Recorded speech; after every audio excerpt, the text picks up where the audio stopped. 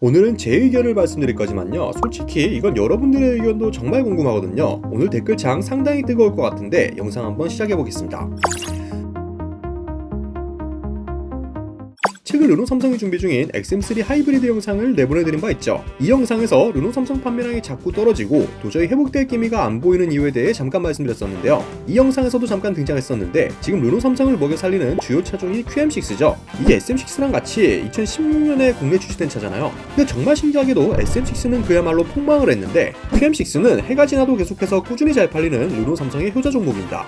쌍용이랑 비교해보자면은 약간 티볼리 같은 존재랄까요. 근데 티볼리는 처음엔 잘 팔렸지만 결국 상품성 개선을 못하고 이제는 시장에서 도태됐잖아요. 하지만 QM6는 다릅니다. 2021년 현재도 내수시장에서 매월 꾸준히 3-4천 대씩 팔리고 있어요. 이게 얼마나 큰 비중이냐면 당장 11월 르노 삼성 판매량을 보면 총 6,129대를 팔았는데 이 중 QM6가 3,748대예요. 거의 3분의 1은 QM6인 거죠. 이게 지난달만 그런 게 아니고 이전 달도 그랬고 그냥 쭉 이랬습니다. 그렇게 잘 팔린다던 XM3도 점점 인기가 식고 있는데 QM6만 유독 잘 팔려요. 근데 이 차가 사실 라이벌 모델이라고 할 수 있는 다른 차들이랑 비교해보면 대체 이게 왜 잘 팔릴까라는 생각이 자연스레 들 수밖에 없거든요. 일단 르노 삼성도 이 차가 잘 팔리니까 꾸준히 상품성을 개선하긴 했습니다. 2019년 6월에 페이스리프트를 한번 진행했는데 작년 11월에 또 상품성을 개선한 2차 페이스리프트를 진행했죠.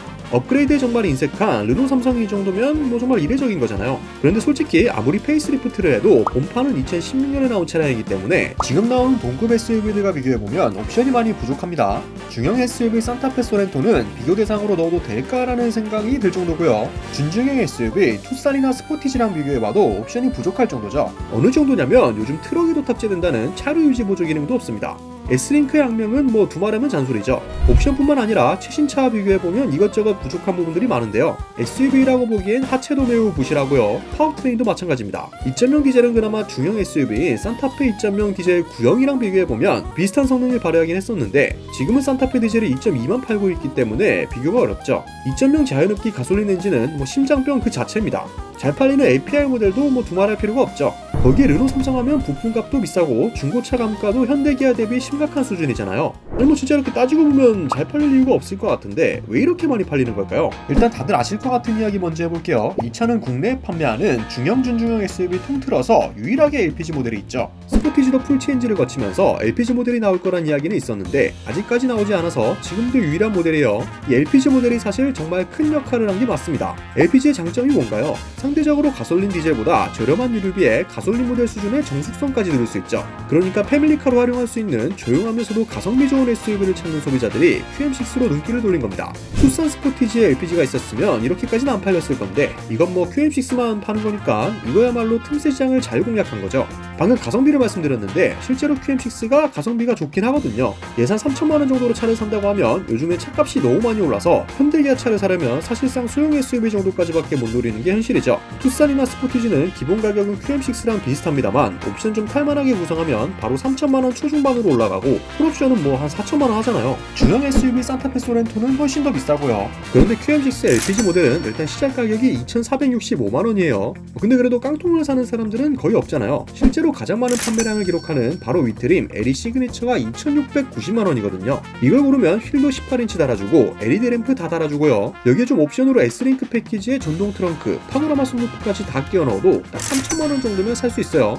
이게 투싼이나 스포티지는 가격표에 좀 함정이 있는 게 중간 트림쯤으로 구매하려면 정말 필요한 옵션이 상위 트림에만 있거나 하는 식으로 구성을 교묘하게 해놔서 결국 인스퍼레이션 같은 상위 트림을 선택하게 만들어놨습니다. 옵션을 좀 넣다 보면 차라리 인스퍼레이션이 해자로 보이는 그런 마법이 펼쳐지죠. 그런데 QM6는 그런 거 없고 그냥 딱 3천만 원 쓰면 나름 탈만한 차가 완성된다는 거죠. 그러니까 이게 가성비라고 해서 먹히는 겁니다. 거기에 패밀리카로 이 차가 인기가 많은 이유가요. 이 차의 차급이 중형 SUV거든요. 사실 크기로 보면 현대기아의 준중형과 중형 사이에 위치하고 있어서 이게 중형이 맞냐라는 말이 있기도 했습니다만 그래도 투싼 스포티지랑 비슷하거나 더 저렴한 가격에 더 큰 차를 살 수 있는 거라 인기가 많은 겁니다. 이것도 가성비의 연장선이죠. 지금 비슷한 가격으로 팔리는 투싼 스포티지는 풀체인지 되면서 차가 많이 커졌지만 여전히 QM6보다 작거든요. 그러니까 구형 모델일 때는 QM6가 더 압도적으로 컸죠. 준중형 가격으로 구매할 수 있는 중형 SUV. 이게 얼마나 좋은 타이틀입니까? 그게 유일무이한 LPG 모델까지 판매한다? 이건 진짜 틈새 시장 공략을 잘한 거죠. 이러니까 잘 팔릴 수밖에 없습니다. 그리고 또 많은 분들께서 이 차가 잘 팔리는 이유로 언급하시는 게 디자인이죠. 지금 봐도 모난 곳 없는 이 외모가 호불호가 적게 갈리기 때문에 자주 언급이 됩니다. 그러니까 정리를 해보면요, 라이벌보다 옵션도 부족하고 힘도 딸리고 나온 지도 오래된 차인데 잘 팔리는 이유는 결국 가성비 때문이라는 겁니다. 여기 LPG라는 틈새 시장을 잘 공략했다는 핵심까지 하나 더 추가가 되니까 잘 팔릴 수밖에 없는 거죠. 중형 SUV 산타페나 소렌토보다는 작지만 그만큼 가격이 저렴하고 비슷한 가격으로 살 수 있는 준중형 SUV를 보다 실내 공간도 넉넉하고 적재 공간도 넓고, 그런데 가성비는 좋으니까 패밀리카로 인기가 많고 레저용으로도 잘 팔리는 겁니다. 르노 삼성은 프리미엄 전략 이제 그만 좀 집어치우고 이렇게 가성비 전략을 펼치는 게 솔직히 판매량을 올리는 데는 더 효과가 클 것 같아요. 자, 예를 들어 볼게요. SM6가 만약 중형 세단이지만 차가 더 커서 소나타 K5보다 실내가 월등히 넓고 디자인도 훨씬 멋있고 승차감도 쿠션빈 버리고 제대로 좀 만들고 상품성은 한 중간 정도는 할 수 있게 만들어놨는데 만약 가격이 저렴한 가성비까지 갖췄다? 그러면 엄청 불티나게 팔릴 것 같지 않나요? 물론 현실에서 이런 차가 나오기는 불가능에 가깝겠지만요. 사실 저는 아직도 이 QM6가 그렇게 잘 팔릴 정도로 좋은 차인지는 잘 모르겠습니다. 실제로 타봐도 이게 좋은 차인가 싶거든요. QM6 하면 전 항상 떠오르는 게 티볼리도 비슷한 반응이었거든요. 심지어 티볼리는 자동차 기자들 사이에서 이 차는 차알못들이 사는 차다, 차 잘하는 사람들은 한번 타보면 절대 안 차는 차라는 말까지 들었었어요. 그럼에도 잘 팔린 이유, 자동차 기자들이 아닌 실제로 차를 사는 소비자들의 니즈를 충족시켰기 때문입니다. 제가 인트로에서 말씀드렸죠. 제 생각은 이런데 여러분들은 어떻게 생각하실지가 궁금하다고요. 저희 구독자 여러분들은 QM6의 인기 비결이 뭐라고 생각하시나요? 댓글로 다양한 의견들 나눠주시면 감사드리겠습니다. 오토포스 20%였습니다.